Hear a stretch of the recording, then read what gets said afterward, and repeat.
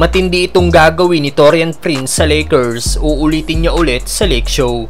Pero bago yan, Jaren Jackson Jr. sinisisi ng mga fans sa pagkatalo ng Team USA sa FIBA.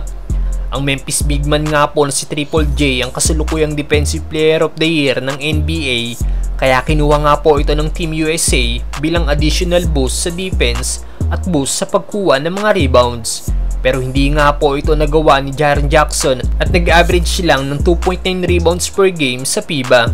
Tinawag ding defensive liability ang nasabing dipoy.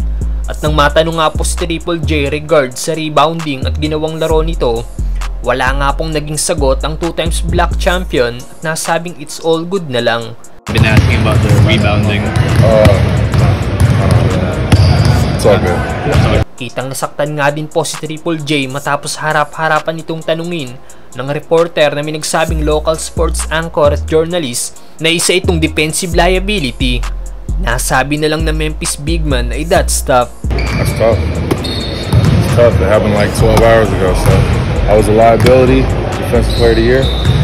That's tough. Bago nga po magsimula ang FIBA, maganda nga po ang ginawang laro ni Jaren Jackson Jr. sa kanilang training camp at hinirang pa ito bilang best player ng kanilang team. Pero na magsimula na ang FIBA, hindi na nga po naramdaman si Triple J, lalo na pagdating sa depensa. Anong sasabi nyo dito mga brother? Samantalang Taurean Prince, mabigat ang gagawin sa paparating na season sa Lakers. Isa nga po sa bagong player ng Lakers ngayon ang forward na si Taurean Prince. At ngayon may matindi nga daw pong gagawin si Prince sa Lakers sa paparating na season. Dahil hindi nga lang daw po consistency ang ibibigay ni Prince sa Lakers kung hindi siguradong mag-average daw siya ng 40% shooting sa 3-point area. I'm trying to touch 40. Well, I'm gonna touch 40% this year. From 3-point range? Yeah. Sa buong karir nga po ni Prince, nag-average lang ito ng 37% sa 3-point area. Pero hindi rin malabo itong mangyari dahil nagawa na nga rin po ito ni Prince noong 2020 to 2021 season, kung saan nag-average siya ng 40% shooting beyond the arc. Hindi lang basta nadagdagan ng size ang Lakers, kundi nadagdagan pa rin ito ng mga outside shooter.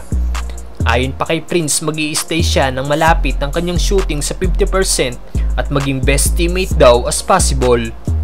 Stay as close as 50% from the field as possible and just try to be efficient and be the best teammate possible.